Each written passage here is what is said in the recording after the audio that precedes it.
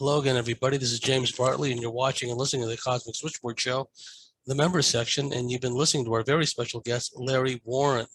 And Larry's just getting started. Without any further ado, Larry, welcome back to the Cosmic Switchboard Show. Thanks for having me on, James. Again, it's an honor to have a voice again. Got canceled, Oh, yeah, the cancel culture and all that stuff, and what they call. Please go ahead. I predated the cancel culture. I'm very proud of that. Then they went after Trump. So Trump and I were getting canceled immediately at the same time. I wasn't on TikTok. When did they throw him off? But I am proud to say I was canceled before the Trumpster. and now everyone's canceling so much that we're probably canceling ourselves. I think that's the human race is canceling itself. It's long overdue. Well, being an old comms guy like I am, it's like we got some redundancy going. So we got Rumble, we got Odyssey, we got some other platforms. So whenever YouTube decides to kick me to the curb, it's all witchcraft to me, man. I'm only on Facebook. Oh, it's all mesmerization, isn't it? And the thing about it is, right before the end of the first segment, and I want you pick up where you left off about being at the clearing. Colonel Gordon Williams, the wing commander, shows up, and just to refresh everyone's memory, Charles Halt was the deputy wing commander. Am I correct? Or was he? He was the deputy base commander. The actual base. So he was not part of the wing, the aircraft component itself. He was the deputy base commander. That's right. Okay. At that time, he was a lieutenant colonel at that time. He retired as a colonel, full bird. But at that time, and funny enough about Holt, he was a air rescue and recovery guy in Vietnam. So he's no half measure. I respect. No, those guys were badass. I mean, lifting SOG teams out of the bush, He's not a big guy, and of course, we had air rescue on Woodbridge, 67th ARS. Yeah, that's right. And they're cool guys. Got to know a few of them, but like I saw, my friend Larry was one of them. I went to high school with, and but was on the base. The world's a funny thing how you run into people, and. But with the clearing, we're at the clearing. This is the UFO story for memory, is that Williams arrived. I've already stated that Halt would have been in a much greater distance away with a very small party of people, team of people. You hear Burroughs on that tape trying to get permission to come out on the audio, and they say negative at this time. We'll tell them when they come out. It's very dynamic listening if you haven't heard it, although I know it's before 2014, folks, so it might not be cool to listen to these real things anymore. But Williams would have been there. I was definitely there. I knew him. I met him my second day on base. They introduced themselves in the All Ranks Club. So all the new families are there, everyone. This is the base structure. So you meet your bosses, you meet everyone. Ted Conrad was the the base commander. Halt was his number 2. And Ted Williams, the baseball, but Ted Conrad would have been there also with Williams. And they did come from a Christmas function. They were dressed flight jackets, dressed black pants. I can remember that. And I won't say what we called them, the hats, we wore berets, but the narrow, I'll leave it at that. Military guys know what we call them. But, and they were there and they seemed, this is a personal observation. They had training on how to deal with an eventuality like this as best a human could. I've read there was communications and sign language, hundreds of people there. All I said, there had to be a couple hundred people on duty between the two bases that night. That gets turned into 200 people right there in the field. That's not what it was, about 30 people there. I don't know the numbers. There were people, listen, I wasn't counting heads, but there was more than me. And I always wonder how a lot of these guys that aren't known, that I can still see their faces, have dealt with this, They probably see what's happened to me and a few others and said, it's all yours, if they're smart people. But this phenomena came, I don't know how to define it as like, well, this bubble came out, something broke away from this thing, just peeled off like a biological thing off the surface of this ever-changing triangular uh, thing. And inside, as it faded in the light, it was a foot off the ground. It was about 4 feet tall in height. It was moving. It broke into 3 separate containers, or this is where you can't do it. I've never been able to really describe it. It's frustrating because it ends up like B science fiction, and it isn't. And in it is these 3 living, I hate the word creature, people, living being of some sort. That's my view. Were the conveyances more cylindrical, or were they more like orb shaped? No, it was more, yeah, well, great question. They were cylindrical looking things, but they were in motion. It was like a thing around these, a protective thing or an environment they take with them. I don't know. Now, as you mentioned, I have grown up, I have seen non-human things in my bedroom since I was a child. Ex-girlfriend seen them. She didn't even know about Rendlesham. Imagine that conversation on the phone with Bud Hopkins. Bud, can you help me? I'll never forget that day. Pat Frost was her name. Wish her well. Ex-wives, been through it all. Friends of mine, through it all to this very day. I'm not talking about that close, but I'm talking about saucers sitting right behind your house here during the lockdown, just literally sitting there. A friend of mine is ex-French Foreign Legion, okay, Legionnaire, and his brother's very famous boxer, and we were looking right at it. You know, we're having lockdown beers on the deck, right? England was dead, not one peep in the sky. And we had more fun, 70, 80 spheres, rooftop level coming by, all going up the same. It was amazing, very slow. We've seen it all, and it goes on and on. It's here. It's not just me, but I'm kind of I don't know. I don't want their attention personally. And this phenomena, beings, people didn't do anything, but there was movement with the upper extremities. I could not see the lower part of it. Do I think it was a projection? I don't know. I don't think so. If it was, great. I'll never know. But it was there. There was no sign language. There was just kind of, they're looking at this. I got tapped out. Now, a few things happened where those shadows moved. That's complex. I stay out of it. We got closer. They had Geiger counters out near this thing, disaster preparedness. And, well, you know, again, your conscious mind isn't normal. You know, this isn't real time like we're having here. It was like dreamy. And it wasn't a dream, and it wasn't, it was their defense. It was whatever this is has a defense thing, or it just blows your mind so much. Little pea brains can't roll with it. But these senior guys that I saw seem to have a procedure, whether it be theoretical or they've been through it before. I don't know. I don't get in. I'm not a big conspiracy guy. I know Kennedy was a conspiracy. Rendlesham is a cover-up. And it's probably a conspiracy, but I'm not. I had family in 9/11. I'm very familiar with it. I volunteered there. I know they say that's a lie. They insult my family. They insult 3,000 people killed in my hometown that day. These trolls, they're just soulless, gutless animals. But let's not go there. Life is short. I'm getting old. You almost killed my family that day. There's just nothing with these people. That there's nothing out of bounds. There's nothing. But you know that.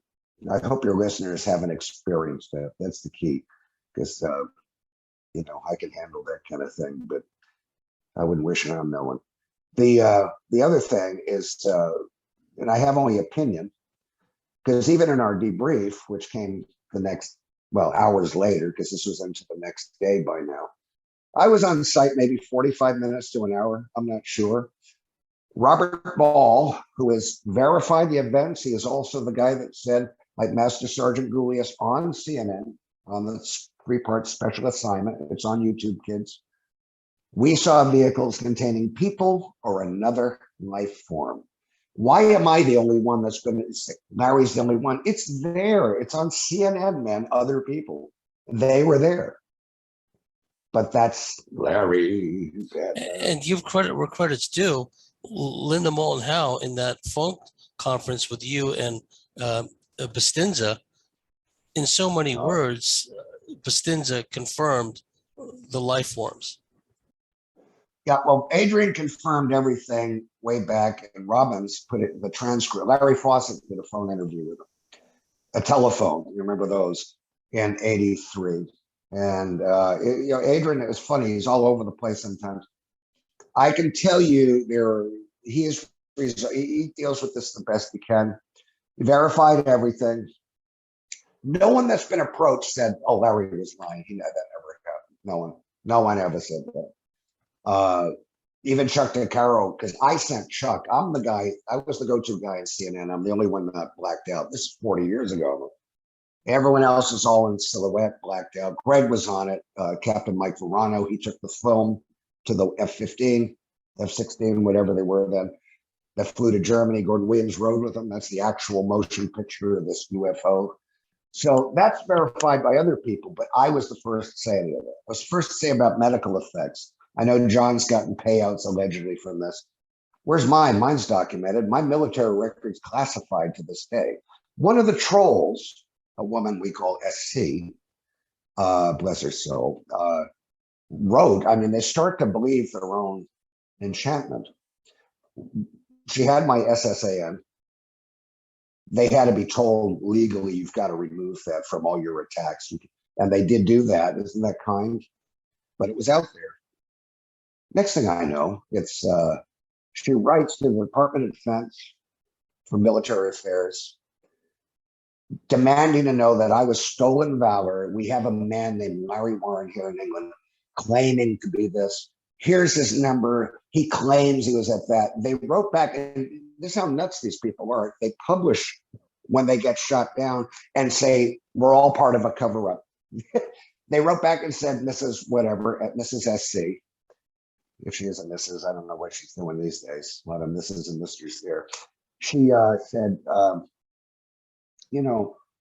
they said, ma'am, we protect the privacy of our veterans. Lawrence Warren served here, is honorably discharged. Bada bing, bang, boom. We thank you for your time. But basically, we protect the privacy of our veterans. They were on to her. She's on a no-fly list in the States. Nothing to do with me, even though I do have family in the federal government. I'll leave it at that. But that was because her other associations and leads, these people are dark horses, man. They paint me bad. God, the truth of them, I'll tell you what, I can fly anywhere I want, by the way. Not with these prices, though. What happened in that field, James, was now 61 years old, looking back, 19-year-old kid. I'll never know. I know what I saw, and I don't know what it was, so I never say it was an alien. I see, oh, you said you see an aliens, and I go, I've never said I saw an alien. I've seen non-human beings or things, and I know I'm not alone. And if I have, everyone else, many others have. And most people stay silent about this stuff. I was called off, went back. I don't remember getting back to the base. That came to the forest. I was telling you with John Burroughs. We were both talking about it. He has 14 hours missing time. I never saw John out the site. He came out after I left, I guess. But I don't remember getting back to the base. I remember the sun was up. That's impossible because it had to be 1 or 2 o'clock when I got back in the morning. I leave that stuff alone. It's too much for my little head.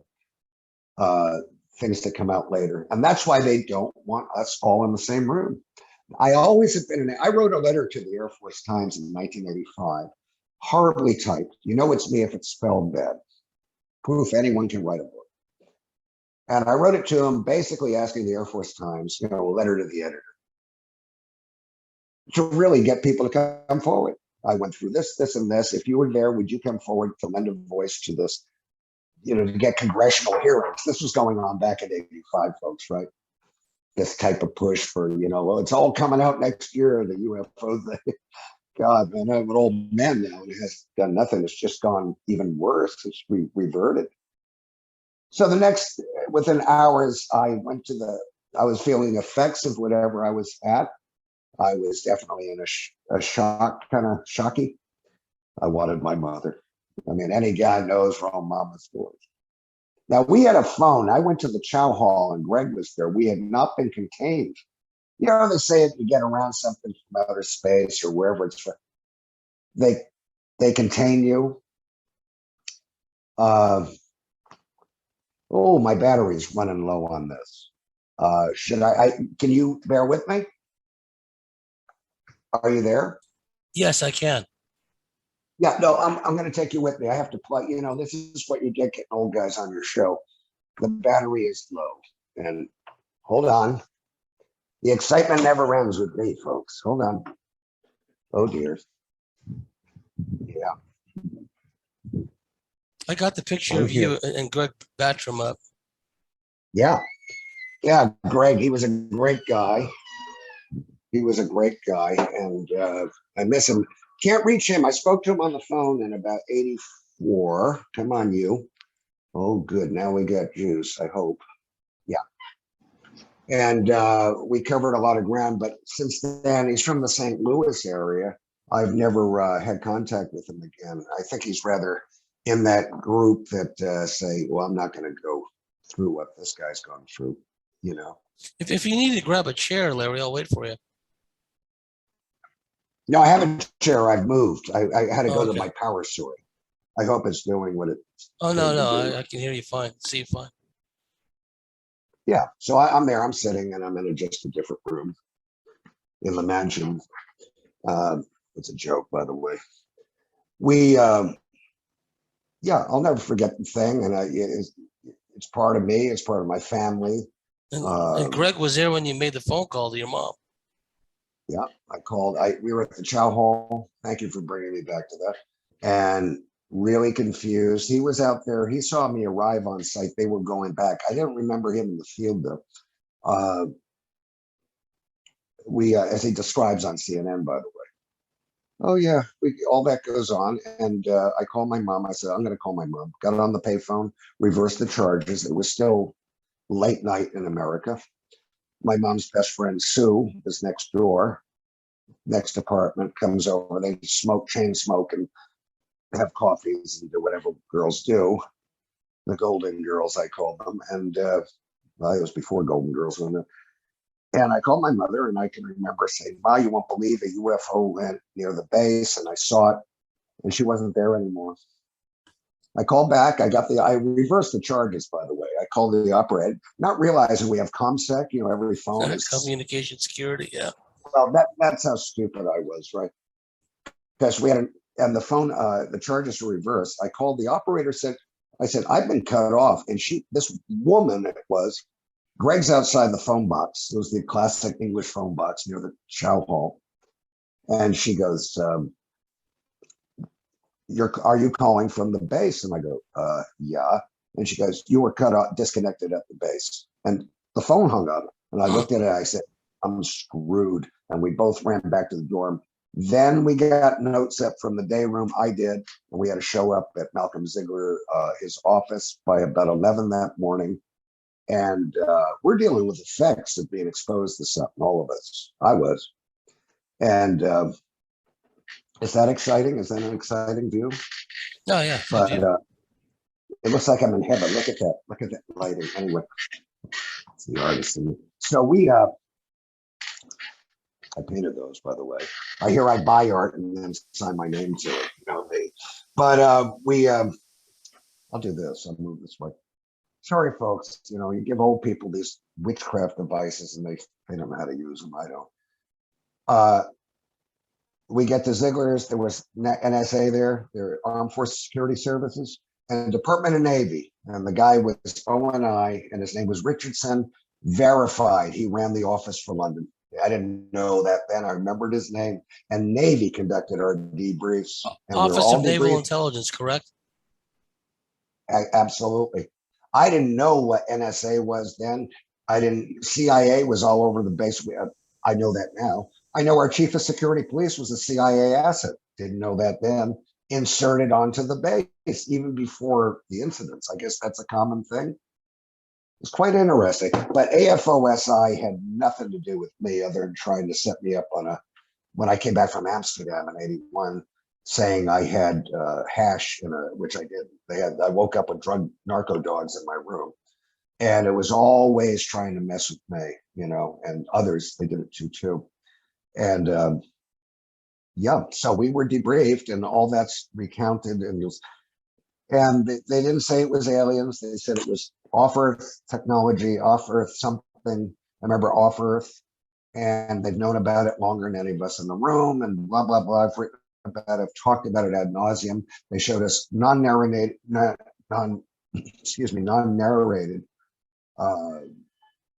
some gun cameras, some actual footage, some Vietnam stuff stood out for me from a SF fire base, it looked like, in Lazar, Cambodia or somewhere. A hilltop, and then down these valleys, this big triangle thing or greenish triangle flew out of it with the leaves, the trees falling off this thing. It was that big. It came up. Non-narration, all head games, all real. Showed us moon stuff. You remember that lunar car? I remember that well, with these box-shaped things near it. Probably not built by us. That wasn't trickery. That was all film. There was no video. I have the young people go, that video you were showing. I go, it was all film, guys. It was like a high school, back in you're my age. Back in high school, they show you the film and history and on the reel. That's what they did in the office. It reminded me of being in high school for a second. And it had teeth, man. So yeah, all that happened with no explanations. Bullets are cheap was said that day. I know they attributed it to Bastinza. It was said I wasn't debriefed with Bastinza because he was a higher rank. I was debriefed with low rank guys. And I imagine it was different levels of things. And I didn't discuss after that. I was working backline. I was always in the security police. I was not on the flight line because they wanted to keep an eye on me because I had identified myself as a leak. I was fined for that. They pulled me into comms. They played the audio of me talking to my mother. They fined me, and believe me, that's how stupid some of these people are. They tried to get me for that fine in 1986, years later. And I said, well, explain the reason for that fine and I will remit. Never heard from the federal government again. Because the fine was because I talked to my mother about what we had just seen. And probably the people that sent me that didn't know. It was harassment. It was harassment. And all this is true. It all happened. And I wish it was someone else it happened to. Someone I don't like. There's a few of them. So, yeah. And that's so long ago, man. At the end, Bastinza and I talked about it in March of '81. I got a note by a girl he was seeing named Cindy Schultz. She had red hair. It went under my door. Busty was in the next dorm set of buildings. They're all gone now, but next building. And we met at a certain time. He chucked his roommate out of the room. We shared rooms with two guys. And we sat there, and there were a lot of tears, a lot of fear, a lot of this and that. The other guy told and talked to, I think a week later, was Steve LaPlume. You've heard of him. And he's written a book. He was a mercenary, man. This guy went on to some magical shit in his life. And, Steve lost his rag after all this. He went through another event just after it. He knows what happened with me, the best anyone can, secondhand. He wanted to get out. He was a real sharp attack. It hurt a lot of good guys. And I think we were expendable. You hear that in movies. We were totally expendable. Well, there was a suicide as a result of this, wasn't there?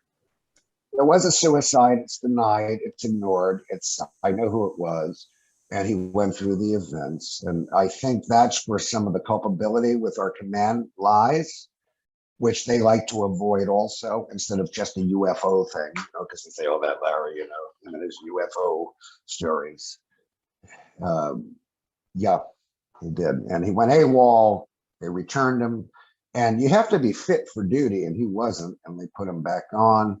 Some people thought this is, you hear Halt, the closest he ever came to confirming or discussing it, because it's on his conscience in his head probably, is that some people thought it was the devil. And this guy did. He was heavily religious. Remember, you're American. I'm not used to talking to Yankees too much anymore. We're all from different places, all squashed down in this little patch of land called Bentwaters-Woodbridge. And, there were people that were very religiously challenged by it. And then there were people that had a past, you'd be surprised, to grow up with similar things to me. Some names in this that they never talk about. I think they're really concerned about how they're perceived, and I can't blame people for that. But in the end, we're all train wrecks. We're all train wrecked by this. Yeah, and part of the aftermath was, again, setting the historical context. Leading up to 1980, come around 77, 78, 79, increasingly we began hearing stories of underground bases. Krista Tilton, you might have come across her. I think that was a pseudonym. My mentor, Barbara Bartholick, worked with her. She was taken. Sure, I know. Could have been taken to Dulce, could have been taken to some other underground base there in New Mexico. You had Paul Benowitz, what he went through. He was keeping tabs on what was going on. I love this one. What they did to that Benowitz guy. See, when I first was around this subject, I've been interested in it since 71. I was reading all the books. By the time of the incidents, I'd outgrown my interest in UFOs. I was more into rock and roll and chicks and whatever you do back in them days. And so, but I had read, all in Ralph and Judy Blum's books, and even Howard Menger's, I believe that every cutting records from Venus and all, maybe did. And then I eventually got to know Brad Steigers and all. I did gigs with all these people, and it's kind of cool, that stuff. That was the nice parts of it. I forget where you're going, because it's so many years now. Oh, I was talking about Benowitz, Paul Benowitz. He was monitoring Sandia base. That's what I want. You might find this interesting. Now, I have nothing personal against Rick Doty. I don't know him. I've never met him. I detest that he interfered in official capacity with people's lives, and has now, because he was a big name back then. He wasn't public with the UFO thing, but he almost seemed to have a vicarious thrill. And didn't Benowitz commit suicide or something really tragic like They that? drove him crazy with a mega psyop operation, and he just expired in some way. They say suicide, but we'll never know. Well, I want to say, when it comes to Rick Doty, nowadays he's probably a retired guy. He doesn't look much older than me, funny enough. I'm not sure about a lot of his claims, but I do know one thing. I know he did damage to another human being, and seems to think that's just in the matter of the course of the day, serving his country. I find that appalling. Despicable. Secondly, yeah. That's another word for it. The other thing, in this silly country here I'm in, as far as subject goes, you have Rick Doty now coming over for an ancient aliens conference, worshipped as this grand dame of the subject. And I go, do you people not know what this man did? He even claimed in the middle of the trolling of me. Now, I've never met him, as far as I know, that I sent him an email begging for his time so I could at least tell my side of the story. Blow it out your ass, man. I don't go to anybody. You want something, come to me, and I'll decide if I'm going to talk to you. I've never run to him. So we asked him, my friend Tino, who's the AD on the movie, sent a message from me, because he's tech better than me, on an email, and said, Rick, you've said Larry sent me this email, and you've seen the whole file on Rendlesham, and I wasn't even in the Air Force. I'm like, send me a copy of that email. We've never heard of that SOB ever since. And he's coming over here like the dancing queen, doing this. Steve Mara, I don't know if you know him. He's a nice guy, very middle of the road kind of guy, politics, man. But he's a nice fellow. I've known him years. He's never crapped on me, but I'm sure if people are around, he's like, well, Larry. This is how they are. They're very weak people. They mean well. A lot of them don't. And they're selling this bullshit to the clapping seals that fill these venues. And so Rick Doty now is an ancient alien specialist, I guess. He's And coming just here. for context purposes, Rick Doty was a special agent of the Air Force Office of Special Investigations, the dreaded OSI, which is the in-house, for lack of a better term, Gestapo of the United States Air Force, which has close links, symbiotic relationship with the CIA, basically, right, and other spook agencies. So the OSI are the ones that come around and like take away the radar tapes, from these facilities that got UFO radar, and they're the ones that tell everyone to shut up and sign the non-disclosure forms. I dealt with them on Bentwaters. We had a small contingent. A friend of mine, Clovis Hungate, I don't know whatever happened to that guy these days, worked in their office. He was probably an agent, because they're all, and I met a couple of them. There was a black fella, there was a white fella, and they were pretty greasy dudes, I remember. So I encountered them. What that drug thing I told you about, they tried to, I thank God they didn't plant, nothing happened, but they were looking for ways, to short shift me. I found the way because I went to a lawyer named Persky. He told me, he goes like this, you got to breach a contract here. You're not doing the job.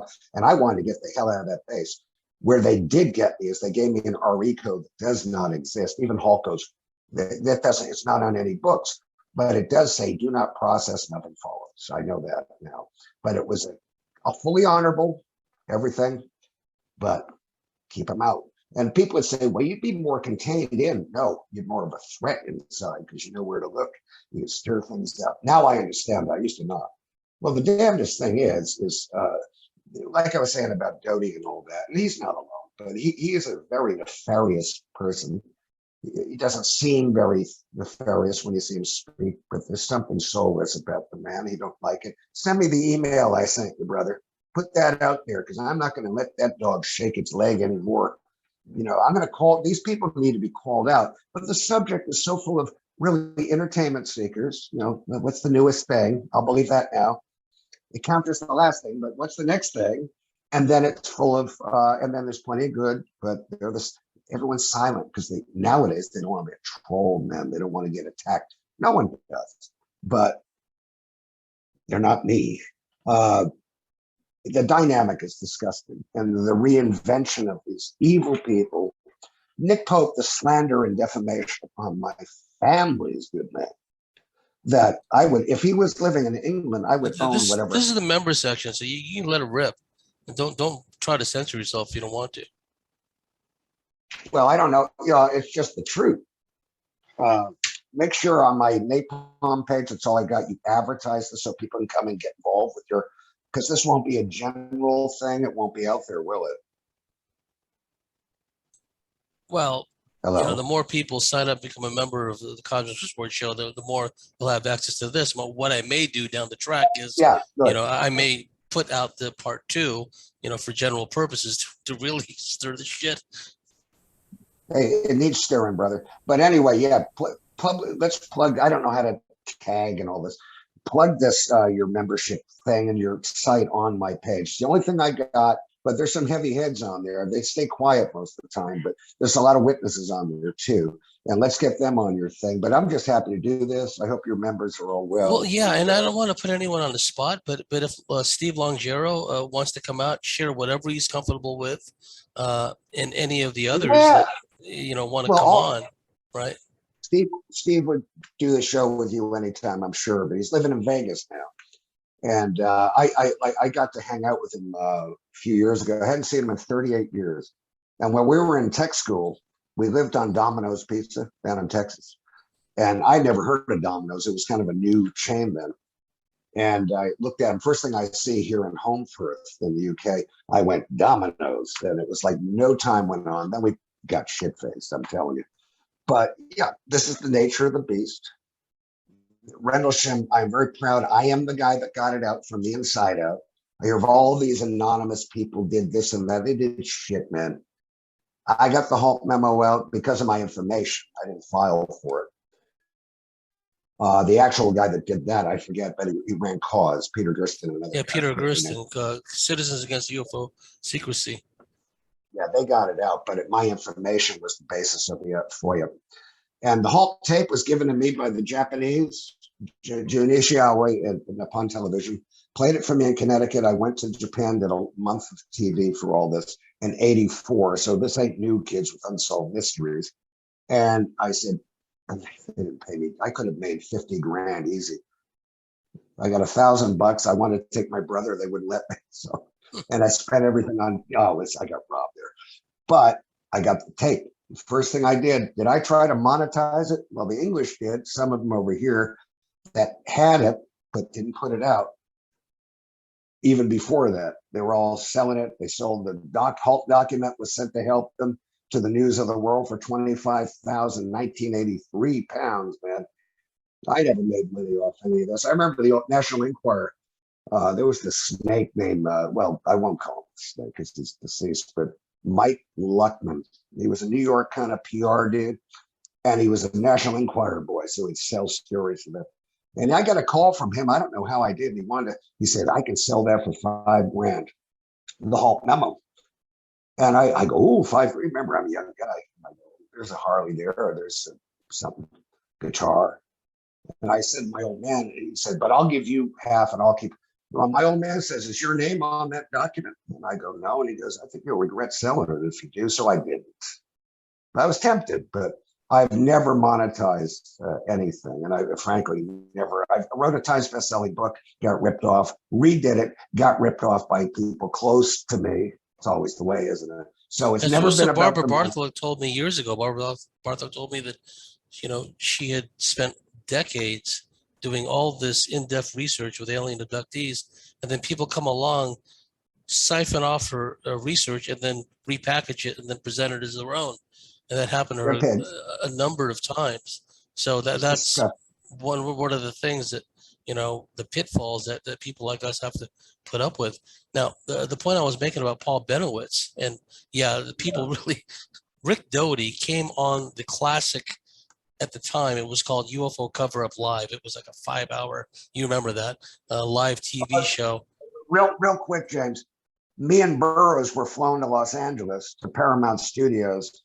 The guy that put that on then, and it was the guy from MASH, right? Mike Farrell. Whatever.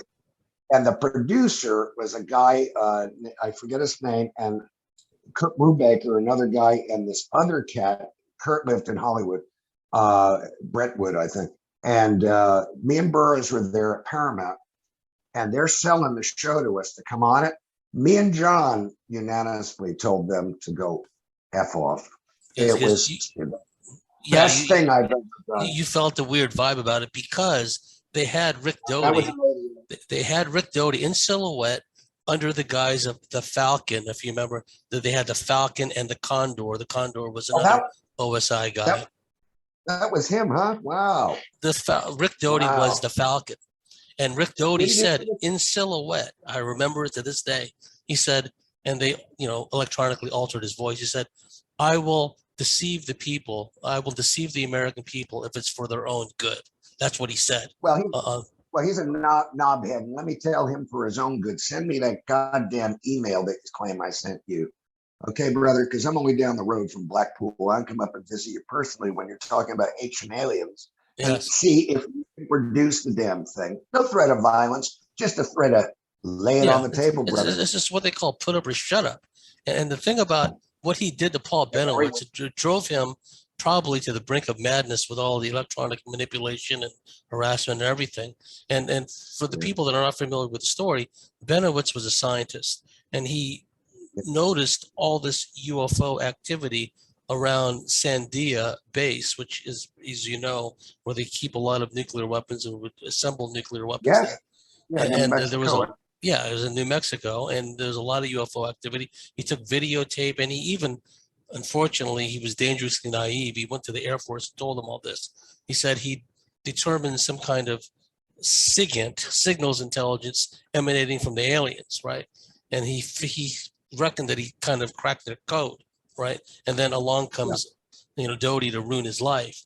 But the reason I brought up Bennewitz was it dealt with an underground base, the same way Krista Tilton was taken maybe to beneath Dulce, and then around that time frame, the late 70s, we had mid-late 70s, we had Thomas Costello. I have no reason to doubt his story. He was a security specialist for Rand, working at Dulce Department of Energy. He escaped Yeah. after he saw too much stuff, and went on the run for a while. Presumably, he's dead now. But the point of relevance, Larry, is these stories began filtering out about underground bases.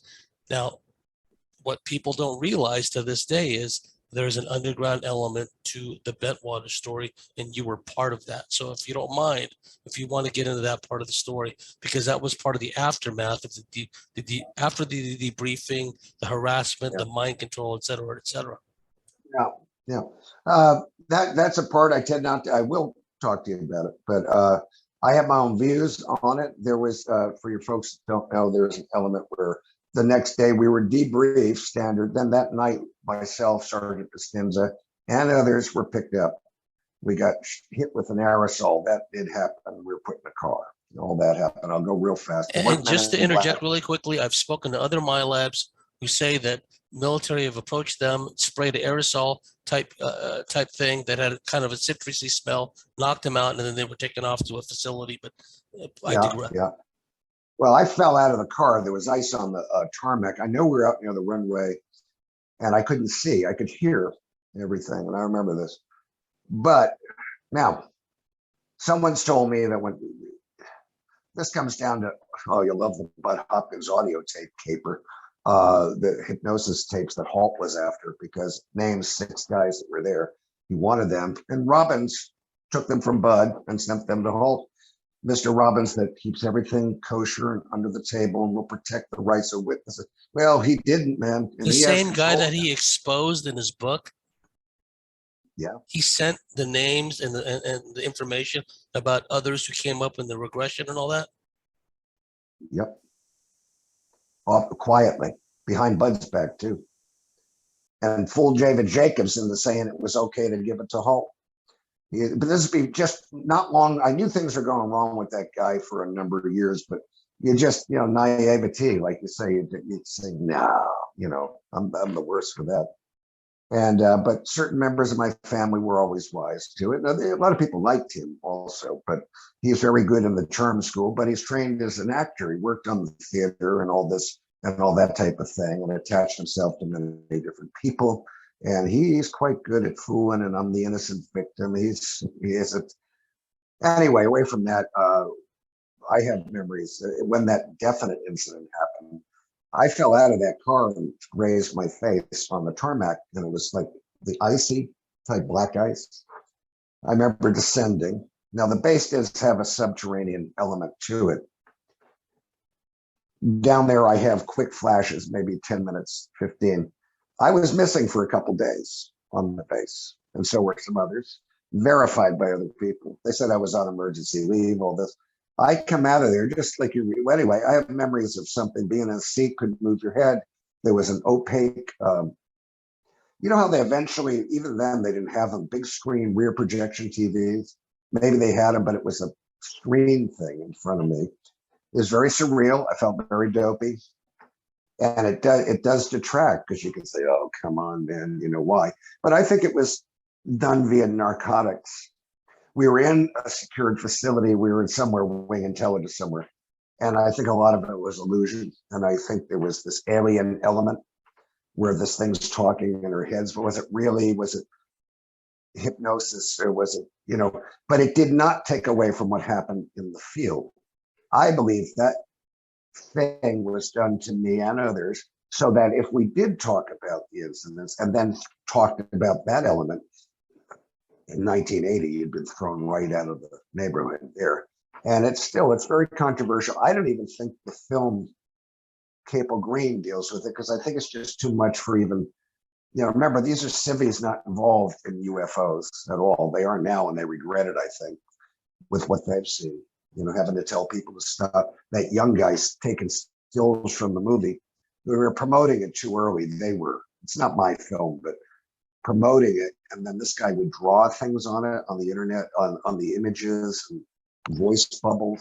And he had to be let know, you're going to be sued. This is intellectual property. What are you doing? that David Young, the sick guy. I don't want to make him famous. He's a vile. Had his wife. He had my phone number and had his wife pretend to be a cop. We have family in Merseyside police here. Cops don't just call you and do the heavy for it. And it was his wife. He had his wife pretend she was a cop. And I'm saying, really? So that's impersonating police. Even these people know no boundaries. He sent me a Facebook friend request, David Young. Oh, yes, of course he would. Yes, he's a dangerous. You know what? He appeared at all the protests for the virus in London. He seems to be a disruptor. I love that word. He appears in all. He came out of nowhere. He ingratiates himself.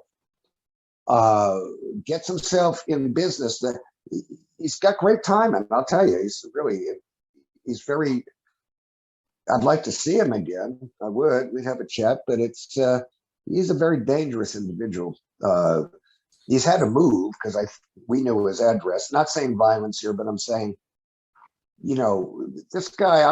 If I get I'm gonna put a PI. I know a few things about him, real things, and I won't go into here because he fits a psych profile of a narcissist and like a psychological bully, especially when they're empowered and they feel like there's some big, monolithic force backing them. Got their six. Oh yeah. And then they can then they can really act up. And probably they've got dirt on them. People like that usually took a wrong foot forward somewhere along the line, and someone was there to document that, right? And so I'm not saying this is the case with him. I'm just saying that's the profile, right? I know one thing about him that I won't go into, that I know about, and it's known to certain people. And there's a psychology there too. And because then, people I believe people have a right to live however you want to be. You want to be yes, whatever orientations, gender, whatever I'll leave the it case at may that. be. Well, it's beyond that even, but I'll leave that. We'll leave it that to the one's imagination. But that's how they do. They profile these people. I would tell you, let's just avoid that man at any cost. He's as vile as you get. And the key takeaway from this, folks, is we hear a lot of people, and I know this happens. There are a lot of people that have come out of cult abuse, out of mind control programs, what have you. They call it gang stalking, where it just seemingly people just pop up out of nowhere and they just start harassing them on the street, right? Well, I met this guy. He used to show up at some gigs. Came out of nowhere. Hey, I got to come to Liverpool, hang out with you, show me the Beatles tour and all this kind of thing. And I'm like, all right, there's a hotel down the road, and I'll so he tried to ingratiate himself into you through the musical angle. No, he'd come to some gigs I did, conferences. I don't do it anymore, but he would show up. I met him out of the blue. I mean, just about 5-6 years ago. That was it. And then suddenly, just once this thing with the SC woman, and then Peter used all of their nonsense to bolster himself, even though I worked with the guy. Peter Robbins, an investigative writer, he calls himself. He was unknown when I met him. I was known. I brought him in. Well, he can't be that good if I fooled him for 30 years. And we worked together for 30 years. He knows what's right, but because of the financial itchy things there, I won't go into much. That's the interesting thing too, because as fate would have it, when I spoke at the Roswell gig back in 2007, of all the people that Guy Malone, the conference promoter, roomed me with, my roomie was Peter Robbins. Right? For a couple of days, he snores. Look, I had some of the best laughs. I loved his family, Peter's family. Of course, he called me a mother effer too when I was at my mother's bedside as she was passing away. That was an open mic again. He's got to get better on these things. And we have that. And he knew I was in the States for that. He knew.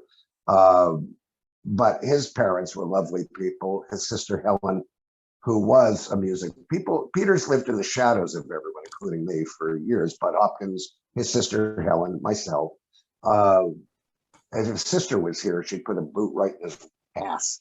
But, and him and I, again, many trips to England, I paid for them all. Yes, he did the time, but it was to his financial, it was his benefit. He got a high profile in the subject because him and me did gigs. We used to have fun, man. Eventually, it got weird with Peter when I noticed that someone asked me a question. I mean, because I'm not a researcher, I just get up and this is my thing. It gets boring, folks, believe me. I don't know how Travis does it, but he loves Yeah, it, I I guess. hate telling the same stories over and over. Because I'm not a researcher. I didn't want to have to be one. I thought that's why I was around the UFO thing in the first place. I thought maybe these people can help me. And I've met some really good ones. Ray Boucher, Scott Colburn, they were some of the early guys. They get shadowed out. Well, that's going to end soon. Scott's in heaven now. You know, Fawcett and Greenwood, if you're talking airships, 1800s, he's your man. He is also a sketchy guy, not an evil guy. They were at my wedding, my first wedding, but Larry Fawcett, even though an active cop at that time. But Peter came from an organization called SBI, the Scientific Bureau of Investigation out of Staten Island. And that's how I first heard of him. He was just, and there was a very debunker-esque thing about them all. Now, Peter had an amazing thing as a kid with his sister, truly happened. He had an hour-long massive UFO sighting with me in Rendlesham Forest. It was taped, recorded in '88. He told me about that. He told me about that in Yeah. our hotel room in Roswell. Well, it never happened now. That never happened. He's never met me. He was just a guy. He helped out with his book. He'd type it up for me and I'd cut him in. You know, I said, let's split everything.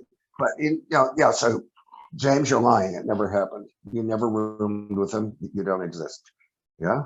That's what he sells, and that's what sells to the audiences he speaks to. Yeah, and the point of relevance is these shady characters, that flit in and out of your life. David Young, the aforementioned, Peter Robbins, who was your erstwhile partner all those years, and another guy was Russ Estes, right?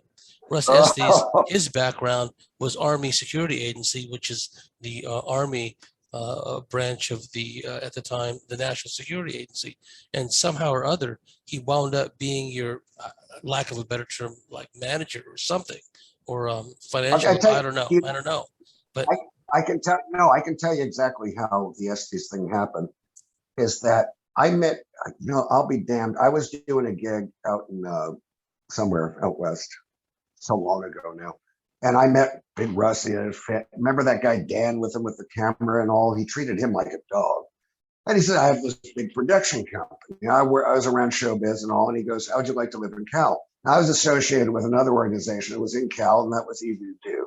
Go out there. And I said, what the heck? Let's go out to California. And so I met him down at the Ozarks, that conference that Linda Howe and Pope do every year ad nauseum. Lucius Ferris. Yeah, that guy. He used to have that great newsletter. Remember that? Yeah, that was useful. But they're all very weak people. They stay with the same circles. I met Russ down there. We drove back to, he lived up in Baldy Mesa, the high desert. And his production company, I thought he worked multi-film documentary and with music. I went to Frank Zappa's house with him. We went to the Playboy Mansion with him. He knew people. He was in Star Trek, for God's sake. Played one. Remember the Spock and Kirk fight in the Klingons guard? I mean, the Vulcans or whatever. I'm not a tricky guy, but he was one of those. But he was one of the worst egos I'd ever met. He was a big guy. Had all kind of firearms up his house. He's passed away, so I'm going to be cool here. So I'm thinking, well, I'm not working here. I'm like a performing monkey. Then he brings this gal down named Sally Rail, AJS Rail, wrote for Omni. She interviewed me, but she was all linked up with this Voyager kind of spook organization, it turned out. Interviewed me, and then she was a nasty girl. She vanished. I don't know whatever happened. Peniston got involved with her. It was very weird. And Estes brought me down to the Dago gig, and that's where I met you, unless I had met you before that, but I remember that clearly. And we were in our early 30s then, weren't we? And you remember some brothers came up from Dago. Well, at least I can't go into that anyway, because they don't like it.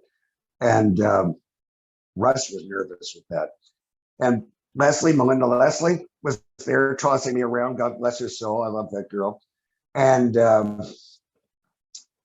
so we did that. I enjoyed meeting you. I don't remember really the gig because he really made me feel a little off, that Russ. Eventually got to a point he pulled a gun on me because I wasn't taking his shit anymore up at the big ranch in the high desert. And so I moved to SFB. I got the hell out and I went up to, LA area. And then I was up north in Oakland for a bit. Then eventually I went back east as New England.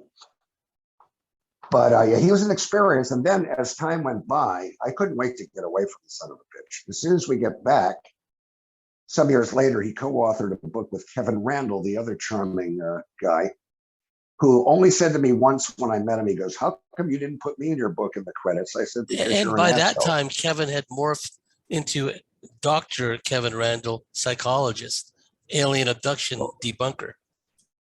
Well, he is a debunker, yet they go to him and he pretends. It depends what show these people are. We have a guy, Philip Mantle, in England.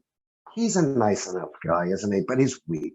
And he will be whatever you're hiring him to do. He'll be a debunker. He'll be a pro. He'll be this. He was part of the Roswell alien That's film. right. That's what got Randall's foot in the door. He teamed up with Donald Schmidt for a while to get the first Roswell book out. Well, I like Don, and I have a lot of respect for Don. He's very into the biz, and Randall screwed him too, and attacked him. I should have seen the writing on the wall with all these guys. I like Don. I like. I think a very pleasant guy, smart guy, very stiff on how he moves, but he's a good guy. I like him, and he's been around a long time. The other guys, I could sit here and talk dust about a lot of bad, as we say in Liverpool, as they say, wrongins. They're just wrong people. Dogs will be dogs, as they say here. And I sure attract the dogs, man. But the underground thing, I think, was a psyop thing to kind of personally. I don't think I was an alien base. If I was, I don't want to know. There's only so much you carry with you. And if that gets written out, that's great. Because even the movie people, I don't think wanted to touch it. It just goes. Yeah, because at some point it'll delve into the realm of speculation. You just really can't stick your teeth into it because you're in a drug state. Yeah. Even Peniston admitted that he was injected and drugged. You got to remember everything those other guys say, and I'm not saying me first, but I was first. I was on record long before them with physical injuries, repression of record, the whole bit. I'm the one that sent everyone after the names that were involved, but the rewrites, Unsolved Mysteries, you mentioned, I was invited on that show. Halt has autonomy over anything he's on, and I was kicked off the show. I didn't go. They filmed the recreations in Maryland, by the way, on that. That was 92. And I'm glad I wasn't on it. But Halt then I did the Brian Gumbel thing, and Halt is on it, and I'm on it too. And he's kind of favorable toward me. And then the next week, it's, Larry's on the run from the mafia. He forges sports memorabilia. What the hell is that about? I'm on the run. I'm an undercover cop. Where's the list end? I don't know where it is. I sold a fake guitar, a fake Stevie Ray guitar. I knew Stevie forever, for $100,000, I'm assuming, through an auction house. What you have to understand with auction house, what these people don't, is any property is brought to them. They have expert. I'm talking about real Christie Bonhams, all those Sotheby's. They have in-house experts, and because their name's on the line, they don't just accept your word or provenance. They verify what you're presenting to them. That's why they're in business. You don't just, oh, really? Let's sell it for you. Now, if I had done that, that's fraud. I'd be picked up. There's extradition here. I'd be picked up on 100 grand. That's big fraud there, man. And never happened. It was actually a Jimi Hendrix guitar that was stolen from me. That was on display in the Brill Building in New York. Still on a New York City police report. It still comes up as being a Stevie guitar. It was signed by Stevie. That was it. Stevie never even met Jimmy, his brother. That's when I sent some people in England to jail for fraud in the memorabilia business. So I've read all these things. I sent them. That's trading standards in England. They had no beef with me. I have stuff all over the world in collections. In the Rock and Roll Hall of Fame, I was on the board of advisors for a brief time. Now I don't respect them at all. Yoko did her Lennon thing based on a show I did on what I have of John and the Beatles, or what I used to have. I used to have a lot more. I mean, a lot of that financed the book. So Peter Robbins was involved in the fraud too. He's running around saying I sold fake things. Well, he benefited from my fraud. So the bullshit, man. So at the end of the day, that's my personal business. They got into it. They don't know what they're talking about. The silly people, and I have a good name in it. And it's then there were people. There's a lot of crooks in that business, and people have like the people I sent to jail. So they're going to pull in the wagons and go after me because they did me wrong. They've done a lot of people wrong. I know it. I went to an FBI training course on forgery, how to see handwriting.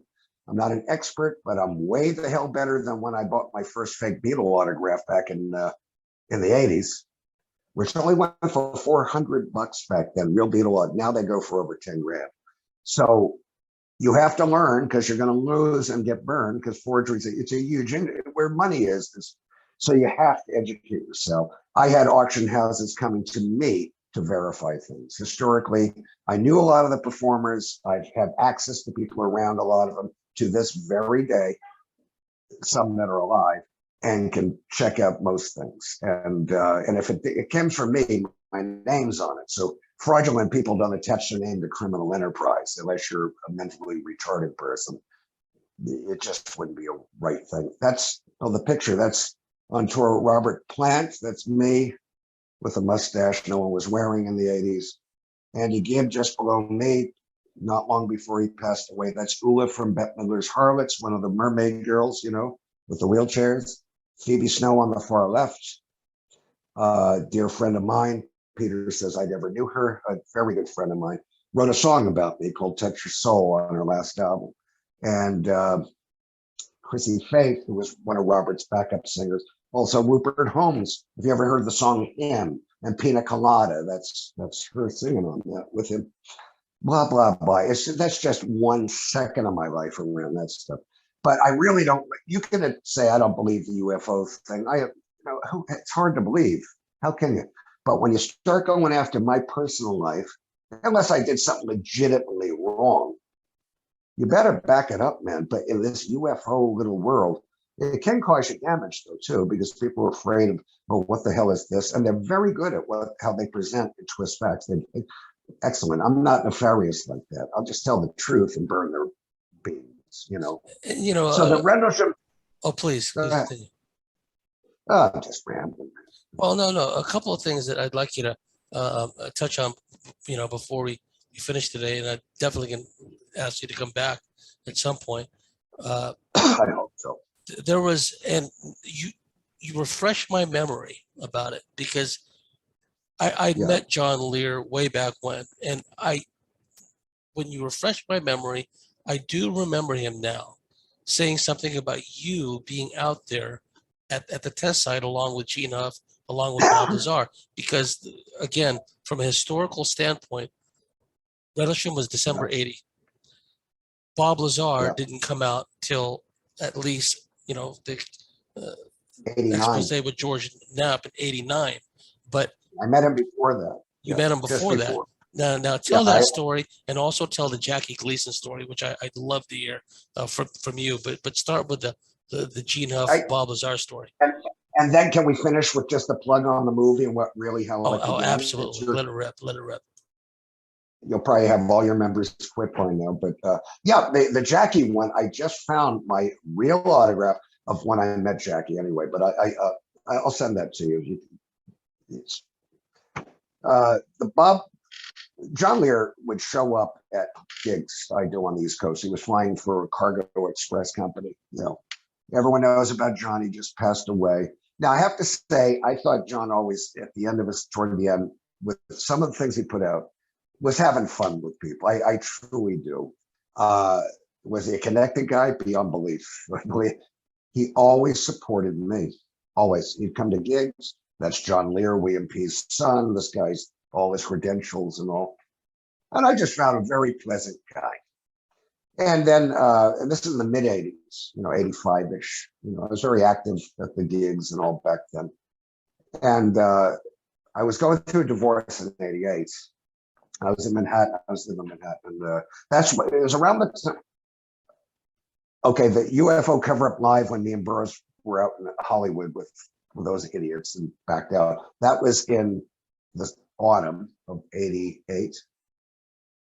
In March of '89, John flew me to Las Vegas. And Vegas is much smaller than it is now. It was my first time in Sin City. And I went out and stayed at his house for 3-4 days, I guess. I flew American West Airlines or something like that. And he kindly flew me out. I stayed in his guest house. I don't know if you've ever been to John's house, a great rocking house there. He was married to Mara Lee, who was in the Elvis movies. And John's first wife ran off with Batman, Adam West. Fascinating guy. Hung out in that room you always see him in with all his memorabilia and everything. God, the stories. I could tell you hours about that weekend. Well, he said, I want you to meet a guy. Now, remember, Area 51 to me wasn't known. It wasn't known to even anyone. I want to meet a guy that works for EG&G out and I didn't know what my brother-in-law worked for EG&G at that time, East Coast, with nuclear security. I think I can say that. Capel security. He's retired now. I have to be careful on that. But we get out and I said, oh, that's cool. I'm thinking this guy's a security guard or something. What's this Area 51 or Groom Lake? No idea. I'm like, oh, some nutty UFO stuff. Very skeptical guy here, believe it or not. So the next thing you know, the skinny dude comes in, about an inch taller than me. And this chubby guy who was a real estate dude with some pretty girl.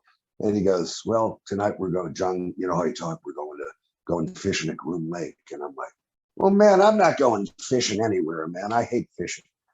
This is what they call going to watch the test flights. So I meet this guy, Bob Lazar. And we got talking. He was, I think, from Pennsylvania. He's back east. He wasn't from out there. And he said, actually, he was interested in he says, I'm a theoretical scientist, whatever he said. And like I said, I'm a high school math failure. So, I mean, don't get too tech on me, brother. And then he got into why the lighting I saw on this object at Rendlesham would be caused. He explained the folding of a piece of paper, how there's no distance, how they disappear and they can move. They're not really moving. And I'm thinking, God, this makes sense for a layman. This really makes sense to my head. It's just so simple in a space age kind of way. And so he worked there. He had seen the object, told me all about that. Said he saw maybe an alien or some kind of creature behind a door very briefly. Just before that Corbell stuck his face into everything and makes movies. I'm making a movie about you, Bob, but it's really going to be about me. I can't take it. I can't take the types. The subject's full of them. I wish him well, but no, you weren't even you weren't even born yet when I've been around, brother. I stand these kind of people. They're just not woke enough, believe me. We get out there and John had a big camper, one of those Winnebago things. And the four of us drove out. I don't know where the F all we were going, out of Vegas. And it was all dark out there, right? And we got, back then you could get very close and move the boundaries out at that point on Area 51 and Groom Lake. So we got right up close, maybe a mile from the mountain. And over that is the facility.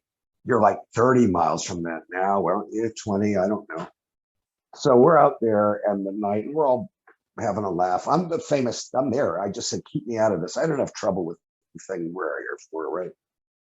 And I thought maybe these people were all crazy. I'm thinking, John can't be, he flies aircraft. Nut. And you didn't see the camo dudes like that. You didn't see all that security like you see now. I've been there since at the newer boundaries a number of times.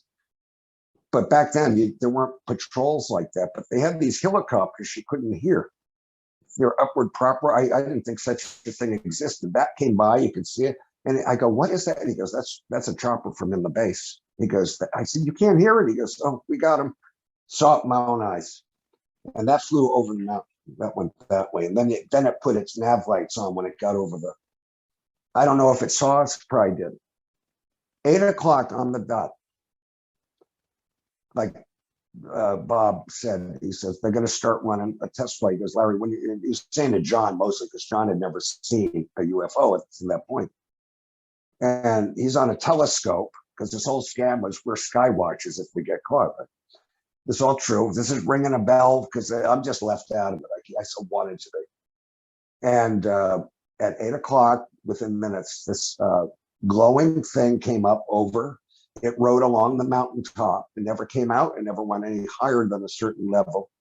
And Bob said that is one of those discs that I've told you about earlier in the hangar. It's not ours, and yet it's been restructured inside to suit a human operator. Now, this is really hard to take in for me, but I'm looking at, through the scope, you can see it was the exact sports model thing that eventually became popular. And it was exactly that. And he said, believe it or not, Larry, there's an American flag affixed to that. And I'm like, get out of here. And John goes, they go, John, so when you believe now, he goes, I always knew there were UFOs. We're pissing ourselves. It went around a bit, 10, 15 minutes, and stopped, go up and down, and then dropped. And that was it. The next thing I know is that we've got green headlight things and coming down through there were no roads I could see. We're on one trail road with this big clunky camper. Bob runs into the camper. Now he had a sidearm on him. John had a pistol. You know, there's Wild West shit out there. The girl, the pretty girl, and that Gene Huff kid in near this refrigerator in the vent. Bob ran in. I stayed outside with John, and Bob went up through. I didn't know what he did. He vanished. He went up through the top of the camper, down that back ladder thing we got, and ran out in the desert and hid because he was still working there. I didn't know this. He showed me all his ID, and it wasn't fake. It wasn't that day, earlier in the day. He didn't have it with. So here comes this big Indian guy, man, about 6'6", long hair, man, no military haircuts. They were like mercenary dudes, desert camis, the whole bit. What are you guys doing here? What blah blah blah? And John, we're amateur astronomers, right? We got through that. They seemed to leave. I don't think they did. Bob come back, got into the thing, and we took off. We get after a good long drive. They handed us out papers that told us no pictures, drawings, anything. I still have the document they gave each of us. Still have it. Have you ever seen it? No, I'll send it to you. Notice, and it's everything. No pictures. Do not draw a representation where you're at. I own it still. They gave it to us. I'm like, wow. We get to the main thing, the Clark County. I don't know what county that is out there, but the sheriff met us on the main road and said, we're not gonna ticket you. John had connections in law. He said, what are you doing out there anyway? The next day there were these black cars just down from John's house. He lived near Nellis Air Base. And I think Wayne Newton was his neighbor, and with all his horses and stuff. John was friends with him. All these spook cars down the street. Bob comes over, all shaken up in the afternoon.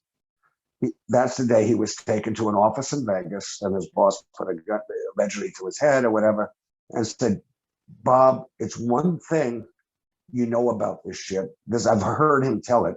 Corbell didn't even touch on this shit in this movie. He's too busy with himself, his bare feet, and his dog, bless his heart. And Mickey Rourke trying to get through the worst script I've ever heard. I know him, by the way. Bless his heart. He's a nice guy. And they said, but did you have to bring your friends? And they knew Bob was there. They saw it all. I don't know this. I didn't really believe any of this was going on. Within weeks, this when George Knapp, and I know George, haven't seen him in years. Nice guy like George. Doesn't get into the dirty stuff with people. He told me once, I talked with Holt, and Holt told me when it came to me, don't write him off. Never forget that came from George's mouth to my ear in London. I don't care what Holt says. But, and that began the Bob Lazar thing. Obviously, I flew back home, back to New York City, and got on with life. And I was part of that. I saw it happen. I saw the cars. I knew we did Art Bell's show, me and John, that night. And it must have been the third night I was there. And that's when Art had a show on Talk of the West. He wasn't the big guy he became. Now, I did a lot of arts. I'd fall asleep because he'd go on with these commercials for that radio all the time. And it was so late, I just gone. But Peter would be on it, and he could talk from England, so he'd go. finish it. But I did a show with John Art reported from a hotel in Vegas, I guess, at that time. So I never met Art physically, but I did a show a lot. And I think John got into all that. I got trapped in the Bentwaters thing like we've just done. And that was it. That was really my experience. And then it became, the new Beatles, the Area 51. I knew him before he was a superstar. And I saw exactly what he claimed was there. And I saw his IDs, and he was still working there when I met him. Of course, by the weekend I left, he was unemployed. Yeah. Yeah, this Yeah, thing has impacted people in so many different ways. The people who do come out, and you can see why there's not so many whistleblowers after you see the hammering that so many people get when they come out and tell this kind of stuff. I went to only the real ones. Yeah, only the real ones, man. Now, in the time we got left, and I want to also hear more about Capel Green. You met the great one, Jackie Gleason. I met them. How did that happen? And also, his connection to Nixon and Homestead Air Force Base, that whole story. Well, that was see, it's not all bad. I knew a lot of famous people in my life through family and the business I was in and out of, and artists, musician types, and I grew up obviously watching reruns of Jackie Gleason and all the Bandit movies and all that. So in 80, God shoot me if it was 83 or 4, I think 83, when Clear Intent had come out, the first book with an account of Rendlesham that was so fresh that was the thing Fawcett and Greenwood were pushing. It was a very dry book. It was very much FOIA documents, things like that. And we went, Larry and I did the Merv Griffin show, if you remember, Ooh, and Show Me Your Lining and all that in LA. We flew out and did it in LA. And Rick Springfield was on the show, and Jackie Gleason was taping something in Burbank, the same facility. And we met him in the hallway, and Larry got talking about, because Gleason had corresponded with Larry Fawcett. Gleason was a huge archivist of UFO related books, and I know why now, and all this. And by the way, what I'm about to tell you, I was on record for before his former wife ever came out and said it. She always gets the thing where she was married to him. This was before that. So we did the Merv thing, which is a whole other crazy story. He was and all this stuff, and the audience were about 98 years old. Is that Merv Griffin? Yeah, the Merv Griffin show. I remember that. Yeah, we did it, and we were on very briefly. You can't compete with Rick Springfield singing Jesse's Girl. I think he did, and there was Zsa Zsa Gabor, Dolly, the whole thing. It was like a surreal skip from Second City TV.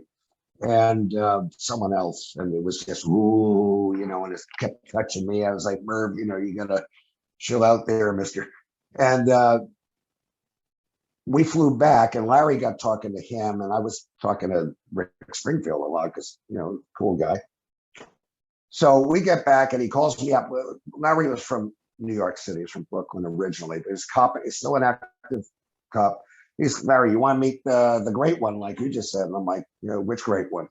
And he goes, Jackie Gleason. We've been invited to his house. Now, people think he lived in Hollywood. He didn't. He's from New York anyway, but people think he had a house in Florida. He did. But I met him at his house in Briarcliff Manor in Westchester County, New York. That was his main house. I didn't know that. And so Larry and me drove all the way down to, the Taconic Parkway, I remember. And we get to his house, very wealthy area, secluded houses, Paul Newman, not far, very close to Connecticut border, Stamford and all those things. And we go in, there was a couple other people there. I don't remember, it was me and Larry, and there was another researcher. I can't place it, and his daughter, I think, was there running around the house. He had a big pool table, everything you'd imagine was Jackie Gleason. He was a big guy, mustache, and He got taught. I had to go through the whole spiel. He said, I didn't get to hear it when you're doing Griffin. But he had read Larry's book and he was fascinated. And they correspond. He wanted me. So I did that dance with him. I was asking him all kind of things about the honeymooners. He said they filmed that where studio. He goes, Studio 54. And I go, yeah. He goes, that's where we shot the honeymooners. CBS Studio 54 is what it was. He goes, before it was that disco shit. And cigars, Rob Royce. You want a drink? Fucking awesome. And of course, I asked for an autograph and he signed it and I have it. I just found it after 40 some odd years in a box. And I have pictures of him somewhere. But it was a pleasant afternoon. And he told me the story, he told me and Larry and the other guy, get this other guy, might be dead, who he knew, a researcher. Whitley Strieber's the guy who told me I should write a book back in '85. I knew Whitley way before Communion. But away from that, it wasn't Whitley, though. It was someone, though, with that kind of, God, I can't remember. But we did that, and we did that show and that gig, that hang at his house. And he told me about Nixon. He goes, I'm going to lay it on you. He goes, in '69, he goes, I knew Crafty Richard, Nixon. We hit golf balls. My dad's I'm from a golfing family. I'm not one of them. And he goes, I'm down in Florida at my house, Homestead Air Force Base, Larry. I go, yeah, I know of it. This is before the hurricane that wiped it out later on in the 80s. And it was still active. And he goes, so I didn't live far from home. It was my summer house. Still have it. And I didn't know Florida. I don't think I'd ever even been to Florida at that point. And he said, I'm sitting there one night outside, comes in my driveway. And there's this black Lincoln. There's Nixon driving. Just Nixon. And I'm like, no Secret Service. Now, Larry's a cop, so he's asking more relevant questions. And he said, come with me. Come with me. We drove down. I've seen people put the words in all this. It's not how he told it. He said, so we drive down to effing Homestead.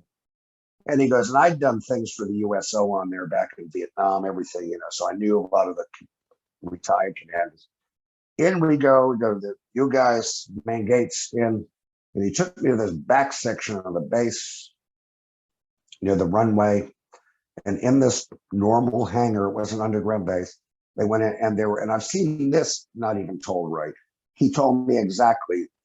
Nixon goes, you're not going to believe this. He goes, we've had one of these things go down near Florida. He goes, you like the UFOs and all? He goes, I'm telling you, Jack, they're real. And he goes, I'm like, well, he goes, I've friggin' seen him, Dick. I've seen. He said, I told him I've seen him. And I said, you didn't believe me. And he goes, well, I've seen one too, maybe, but now I've seen all I need to see. And he goes, you're going to see it. And he goes, boom, boom. He goes, you understand this goes nowhere. He had a big mouth like me. So, but I think in Nixon's lifetime, he never said a thing. It screwed him. He goes, this screwed me. And he goes, they wonder why I drink. We go in there. And he goes, you hear there were coolers. There were actually, remember the old red Coca-Cola machines, the freezers? It was freezers. It was like real quick, get something to put this stuff in. There were dead bodies of non-human beings. And they were big red coolers with Coca-Cola on the side. And he said, I'm thinking it's a joke. He goes, the smell, there were other people there to open it. The Secret Service all came flying on the base, lights blaze. And I don't know if they have trackers back then on, but the president's running around with no one because they wouldn't have let this happen with the jacket.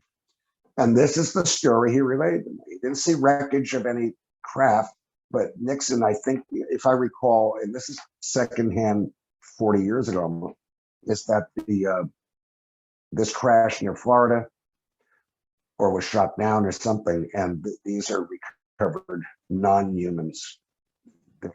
I don't know. He didn't say Emmett. But they were in, it was just like, let's get something to keep these things preserved. It was so recent. It wasn't like a Roswell thing at all. And they had Coke. He goes, those Coke machines, the big coolers with, I go, yeah, because that's what they were in. It wasn't this special thing you see in movies, these cryogenic chambers and all. And I'm sitting there thinking, is this guy, like when I was with Lear, I'm thinking, are these guys bullshitting me or what? They think I'm a street guy. I think he wasn't. But I never forget him saying, they wonder why I drink so much. took a big hit and a cigar. That's where it ended. That's where it stopped. Now, knew about it. I talked to, remember the late Tim Beckley, good friend of mine. Tim passed. Oh, he was waiting for the movie too. So many dead waiting for the movies. Capel Green. And I miss that guy. He was such a character. Yeah, I used to go to And his conference every year in San Diego, Tim Beckley. do you remember the one we got thrown out of the hotel and had to find? I heard stories about it, yeah. I was at that one. I partied with the Moody Blues at his. I jammed with them at a Holiday Inn at one of his conferences. I had a stalker come after with a crossbow at one of them. Legend. It was make Keith Moon's adventures look like rank high school, you know? Oh, bless his heart. Those are the fun stuff. The Jackie Gleason happened. Do I believe him? Of course. He had no reason to lie to me. As time went on, I did an interview with Tim, and it's in a crazy those crazy books he put out. And some years later, his ex-wife did a tell-all and put the story in it. But I was on record before that, but it was probably, oh, who's this kid, this Larry, you know, and all. But Larry Fawcett was with me, you know. So all them people are dead now. I've been on record with that since it really had happened. I didn't really know. I said, is this a set? You know, I'm very skeptical. I wasn't with Lear and Lazar. I'm thinking, are these guys having me off here? You know, what's going on? So I experienced that. The biggest joy for me is I met him. And he was exactly to the moon, Alice kind of guy. Totally that. And quite friendly. He was a lovely host. I was in his home. I got a good buzz. I didn't drink the Rob Roy's, but I tried this with man. But I remember him saying very clearly, and they wonder why I drink. And he didn't say that with any jest in his voice. So that's what happened. Yeah, well, you know, tell us before you wrap it up this time around about Capel Green. When is it projected to come out? Your thoughts on it? I'll tell you how it began real quick. I'll go right through. I can't say a lot because, believe me, folks, there's a baseball bat to the proverbial head with this. The ufology community are not going to like this movie. It's going to turn them upside down and show them for what they are. For all you good people out there, I mean, the real sincere, the people that have experienced this mad shit and have taken shit from people for years for talking about it, and now you got to keep your mouth shut. The people that just want to be entertained, oh, won't you just? And this is no oversell. I wouldn't say it otherwise. How it began, I was getting trolled real hard. The AD on the movie is a friend of mine, Tino Magaro, London guy. Said, come camping in the Rendlesham Forest with this nutty UFO group. I'm like, I'm not hanging around with them people. And I don't like camping. I'm a New York guy. I'm not going to go out in the woods, and especially those woods. They have a campsite there, believe it or not. It is the most repressive of campsites. Disperse. I mean, you had to be in bed by anyway, long story. So I went down for it. Long story short, I'm taking all these people around. That's where it happened. But it was summer. You couldn't see nothing. I see this guy, little guy, Australian, turns out, with a little girl. She's not a little girl now. Filming her. And I said, geez, I'm going to go back and ask what this guy is. Guy knew me. His name was Dion Johnson. He's the director of Capel Green. He said, Larry, my daughter, she's a little girl, 9 maybe, doing a little school. She loves these film things. She loves UFOs. I know who you were. I went, oh, God. Could she interview you? I can't afford to pay you. But I said, of course, for a kid, let's do this. And so we did it. It was very cute. She asked good, better questions than a lot of people. And time went on. Dion said, you want to do a movie about you? I'm making a docudrama. I want to do it about you.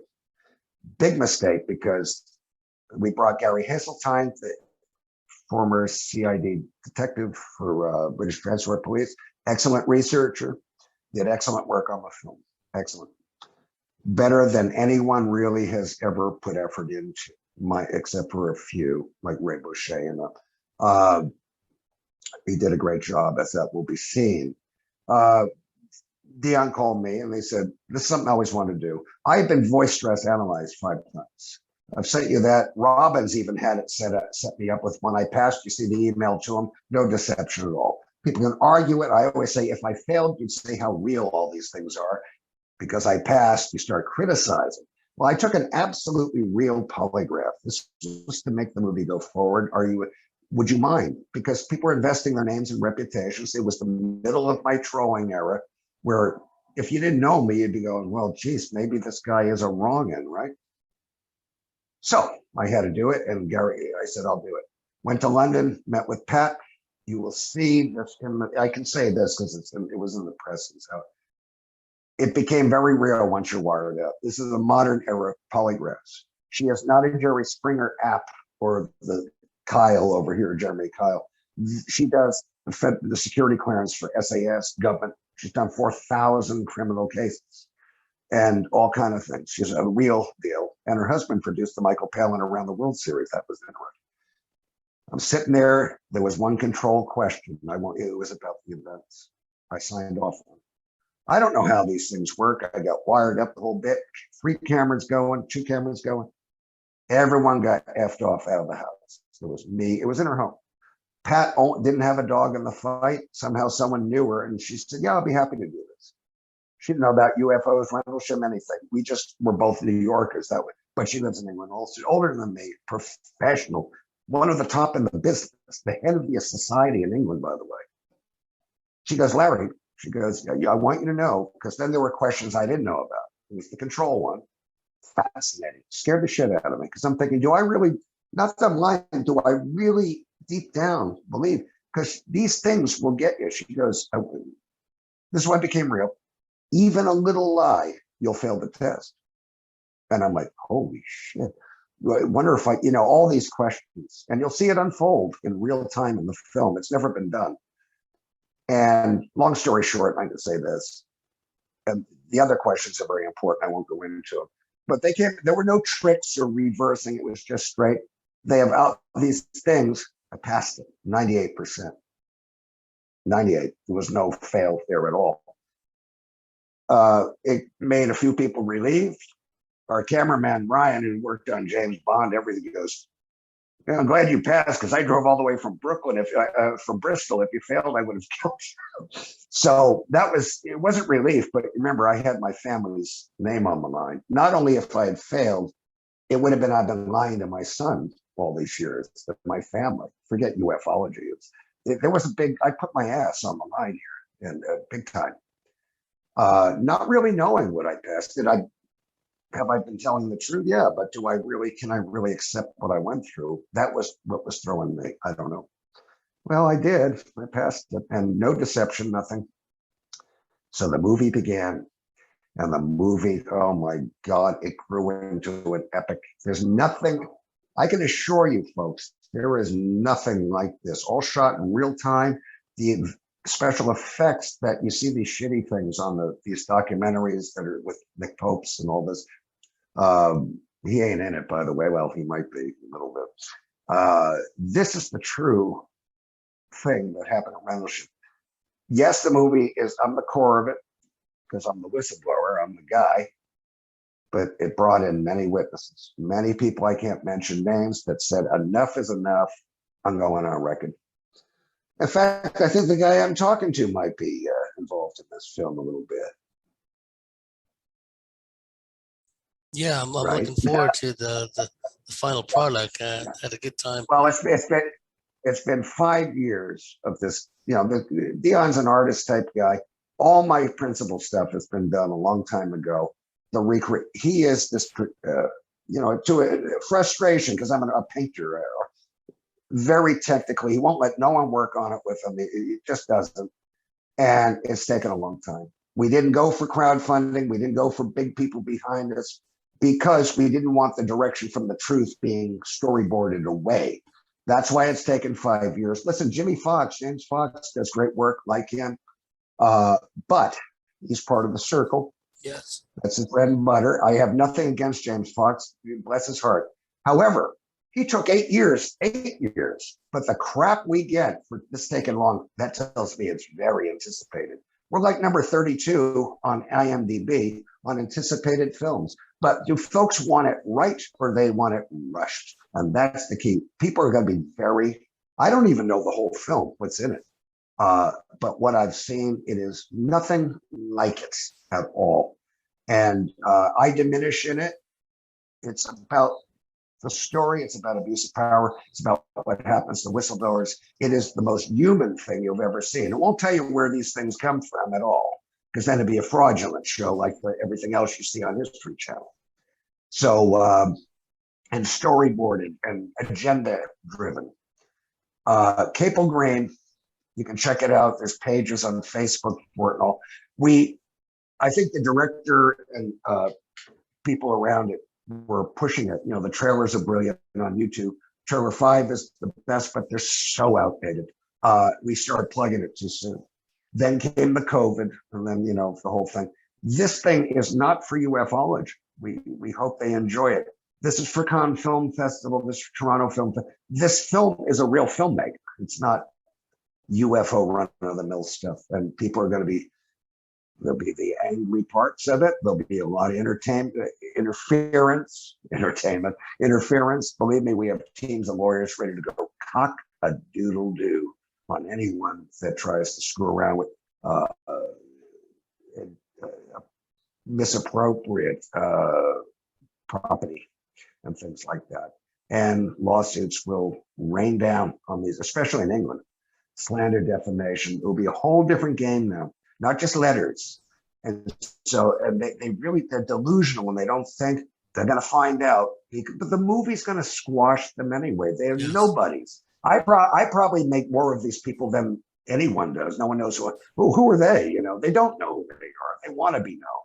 That's their lifeblood. They're a bunch of nobodies. They are, but dangerous nobodies. But the thing is here, and I don't call no one a nobody, but these people are beneath contempt and they're subhumans in my view. But the movie, folks, I can't tell you, it's going to blow your mind. I got frustrated. I'll tell you, there's been some fallouts in any project like this. Again, I'm not involved with making the movie. I've done everything. Whoops. Oh no, I froze. So I'm back. Oh, you froze. I've done everything I had to do. Gary Hazeltine did the rest, verifying all aspects of life, by the way. But then other people come in. And there are things about Rendlesham I didn't know. And believe me, there are about 41 points of newness in this film. They won't tell me because they think I have a big but screw them, huh? But it is stunning. It is some things I do know. It blew my mind. I'm like, oh my God. I've never pretended to know it all. I just know my little window as a 19-year-old on a December night, 1980, and then all the shit that went after. And you can get very isolated in your own head with it. But it affected a lot of other people. It affected families. It affected, you'll see all kinds. Even you'll see best friends from school of mine in there. Yeah, it's the human story and the human approach to the subject that they are still lacking. No barefoot wonders and woke wonders walking around making the films about themselves anymore. It's over.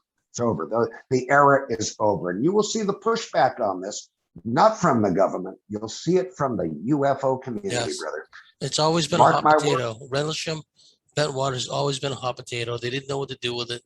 It was too real, and the implications are too troubling. Yeah. So it was best to just, skirt around it.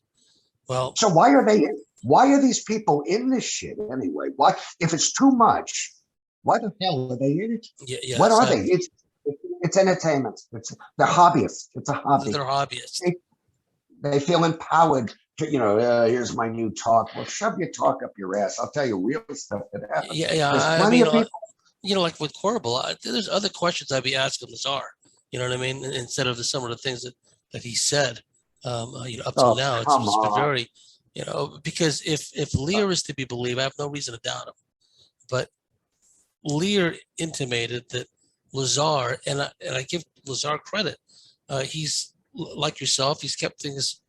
It's the same story. It's never deviated. But what Lear said is Lazar knows a lot more than he's letting on. He's keeping it at a certain level to be more believable, which I understand, right?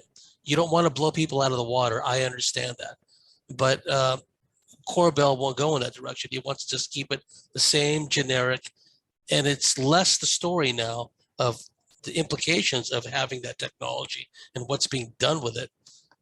Somehow or other, the theme, the narrative has gone in another direction. And that's the whole reason I had you on the show, Larry, is the immediacy of all this. the relevance it has to all of our lives. One does not have to have had these experiences, you know, it looks like I lost Larry, but anyhow, I think it's a good time to end the show right here. I'll connect with Larry. To our dear listeners out there, thank you for watching this show, and I really hope that you got a lot out of this, because I think this was an epical interview with Larry Warren. And so anyhow, for all our viewers out there, wherever you may be, whatever you may be doing, have a very pleasant time. We'll see you next time. Bye for now.